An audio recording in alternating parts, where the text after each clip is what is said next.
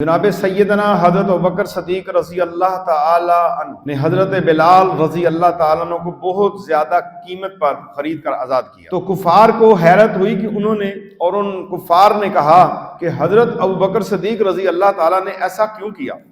انہوں نے دنیاوی معاملات کو سامنے رکھا کہ اتنا قیمت لگائی، اتنا پیسہ لگا دیا اور خریدا، شاید زندگی میں حضرت بلال رضی اللہ تعالیٰ عنہ نے کوئی احسان کیا ہے جناب ابوبکر صدیق پر، انہوں نے اتنی زیادہ قیمت دے کے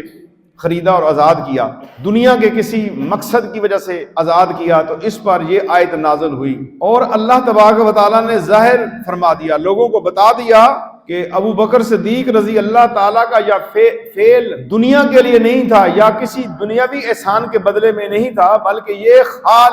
خالص اللہ تعالیٰ کی رضا کے لیے، اور نہ ہی ان پر حضرت سیدنا بلال رضی اللہ تعالیٰ عنہ یا کسی اور غلام کا کوئی احسان تھا،